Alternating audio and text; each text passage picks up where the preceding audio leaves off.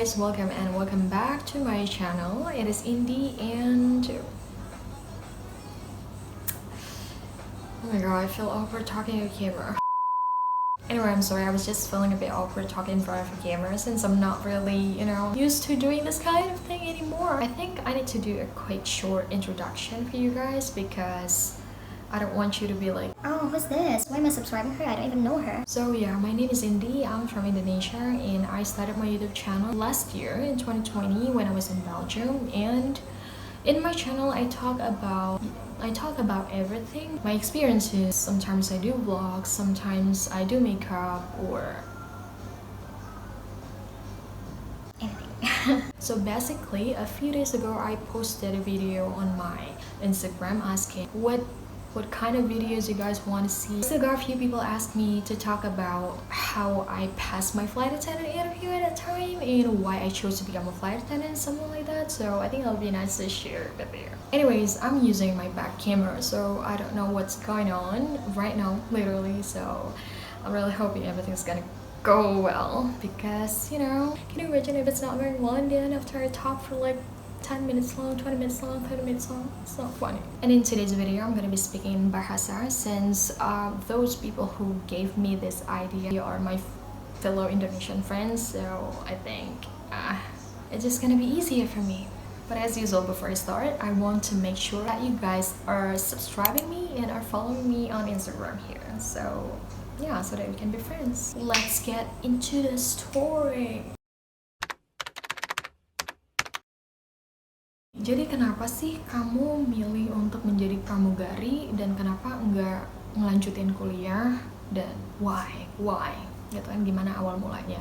Jadi awal mulanya itu pada saat aku kelas 3 SMA. Nah biasanya kan kalau sudah mulai deket-deket ujian nasional tuh orang udah pada mikir kayak, oh gue mau kuliah di mana, gue mau ngambil jurusan apa. Nah pada saat itu aku malah gak pusing mikirin itu because I didn't want to go to uni, to be honest. I didn't like to learn all subjects kayak misalnya di sekolah, kayak misalnya di kampus gitu-gitu. And pada saat itu tuh aku cuma mikir kerjaan apa sih yang memungkinkan untuk lulusan SMA, dan aku kayak nyari-nyari di internet gitu, dan salah satu yang ada di list adalah pramugari. Dan setelah itu aku coba untuk memahami jobnya gitu kan, kayak oh gimana sih kehidupan pramugari, gimana sih kerjaannya, job desknya dan segala macam. And I came to the moment where I feel like, oh keren banget ya jadi pramugari, kayak lo bisa kesana sini gratis. Oh my god, I wanna be like that, I wanna get that job. Nah semenjak itu tuh aku mulai terobsesi, kayak I was so interested in knowing everything about aviation field. Jadi aku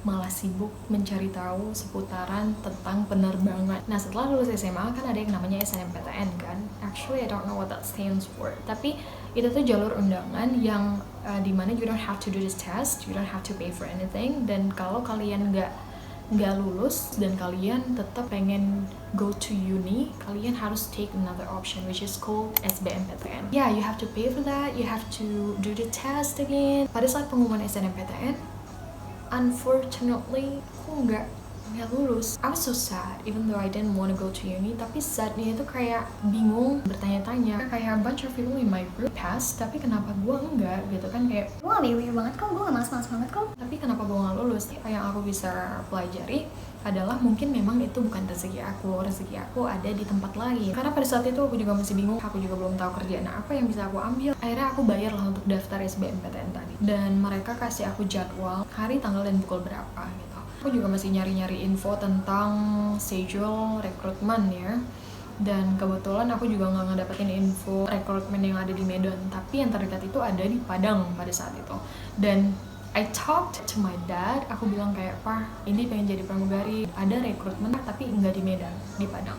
I also have my family there, my cousins living there, jadi aku kayak bisa, at least aku ada tempat gitu untuk stay beberapa hari kan. Tapi pada saat itu beliau tidak mengizinkan aku, karena apa? First of all, I'm the only child in my family, dan second of all, aku tuh dari dulu tinggal sama papa aku, dan papa aku tuh kayak bisa dibilang strict, agak susah untuk minta izin keluar kota gitu. Dan pada saat itu papa aku masih percaya yang kayak, oh kalau lo nggak ada orang dalam, lo nggak akan bisa masuk, dan lo juga harus ngeluarin duit banyak gitu untuk sekolah pramugari dan untuk segala macam. Aku pada saat itu yakin bahwa sebenarnya tanpa orang dalam pun kita bisa kalau emang kita niat dan kita punya kemampuan untuk melakukan itu.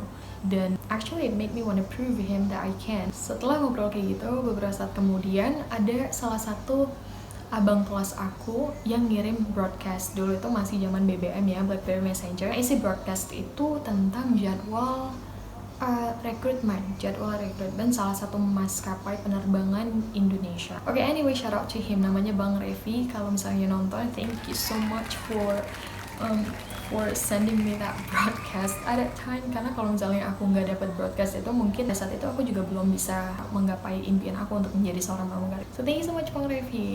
So balik lagi ke isi broadcastnya, aku kan ngeliat tuh jadwalnya jam berapa segala macem, dan kebetulan banget rekrutmennya ada di hari, jam, tanggal yang sama dengan jadwal SBMPTN aku tadi. Ya mau gak mau I have to choose one of them kan. Dan oh my god, I was so confused at that time karena dua-duanya punya resiko yang sama besarnya. Karena kalau aku mengambil kesempatan A dan meninggalkan kesempatan B, ketika aku gagal di A, aku keduanya udah lepas nih. Begitu juga sebaliknya, ya gak sih? It was a hard choice, tapi I had to choose, I had to pick one of them. Pada akhirnya with all my heart, I picked kesempatan menjadi pramugari. Nah, pada saat itu jarak dari waktu aku menentukan untuk mengambil pramugari ke schedule interviewnya itu masih sekitar semingguan. So I had quite long to prepare, actually not long. Dan setelah aku lihat requirements-nya, which is aku harus punya SKCK, aku harus ngurus NPWP, aku harus pergi ke ngambil surat kayak proof that I haven't married before. Well, many things actually I forgot. Tapi saat aku prepare kesana kemari, papa aku tuh nggak tahu. Sampai pada akhirnya besoknya aku mau interview, aku bilang malamnya, aku bilang ke papa, Pak, besok Indi mau interview. Interview apa? Interview pramugari. and then he was so shocked, like, what? Have any preparation, like the documents and stuff? Yeah, all done. Semenjak itu aku ngerasa papa aku sudah punya kepercayaan yang besar terhadap aku, which is kayak I'm proud of myself, karena untuk ngebangun trust itu sulit ya.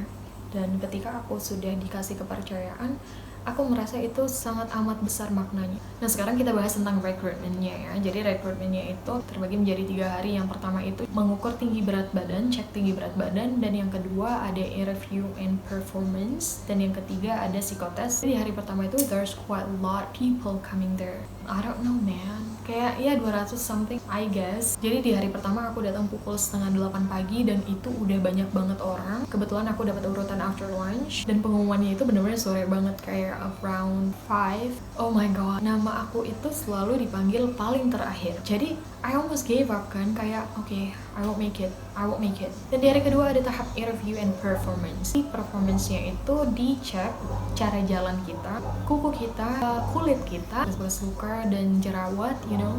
Dan karena I did a lot of research before, aku tahu lah gitu apa yang harus dilakuin pada saat interview. By the way, I have some tips for the performance test yang mungkin kalian juga udah sering dengar dan bukan hal yang baru lagi ya.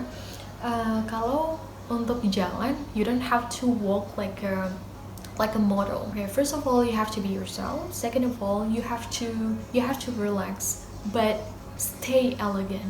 Dan how the way you smile, jangan terlalu lebar, benar-benar kayak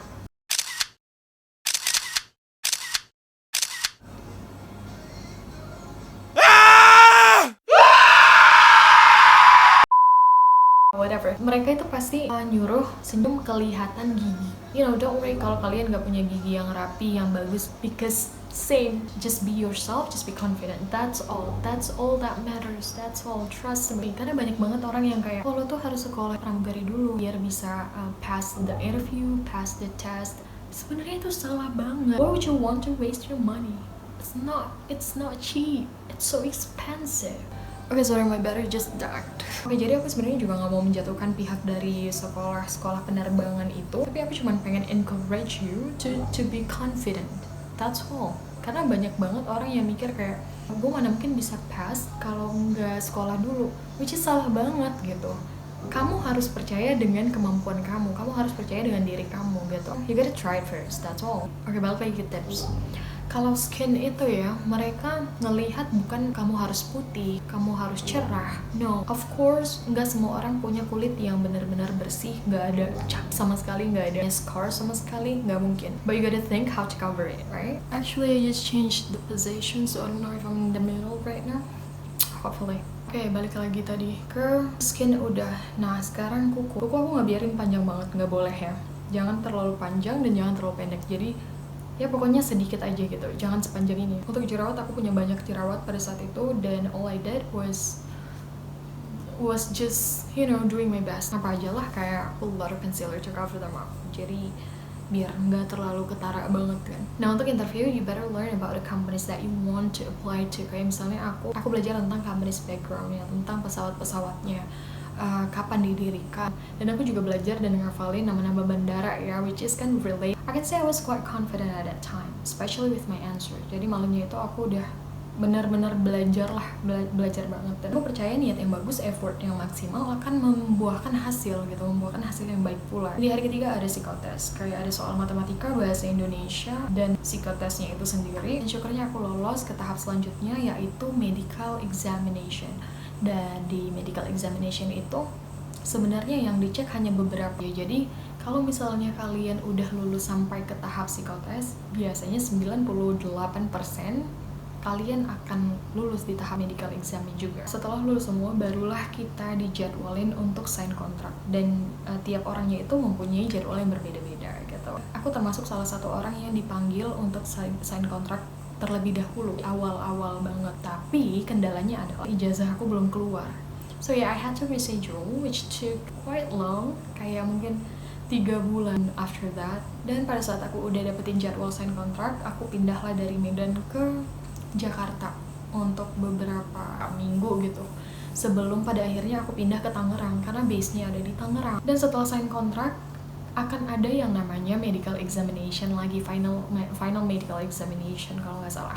Itu tahap akhir yang menentukan apakah kalian lolos atau enggak. Nah, untuk medical exam kali ini akan lebih detail, which is kalian akan dicek pendengarannya, jantung, tulang, banyak. I forgot, banyak. Setelah kalian dinyatakan lulus, maka kalian akan mengikuti training yang normalnya akan selesai dalam waktu 3 bulan. Tapi balik lagi, semua itu ke orangnya masing-masing, bagaimana dia bisa mengikuti pelajarannya. Dan di training itu akan banyak banget exam, teori ataupun praktek. Jadi tiap minggunya juga kalian pasti akan mengikuti yang namanya ujian. Setelah kalian dinyatakan layak terbang, kalian akan menunggu yang namanya sertifikat. Sertifikat itu adalah salah satu dokumen wajib yang harus kalian bawa setiap penerbangannya. Nah, setelah dapat sertifikatnya, kalian akan dijadwalkan untuk first flight. Dan my first flight was in March 2015. Kok jadi rindu ya? Actually that's all. Kayaknya udah panjang banget ceritanya. Aku nggak tahu ini bakal berapa menit durasinya. Semoga nggak terlalu lama. Well, I guess I've explained a lot in this video, dan semoga bermanfaat bagi semua yang nonton. Terima kasih banyak yang sudah menonton dari awal sampai akhir video. I really appreciate it, and please do not forget to subscribe to my channel if you haven't, and if you liked it, please give it a thumbs up, and also follow me on Instagram right here. So yeah, I guess see you soon. Bye.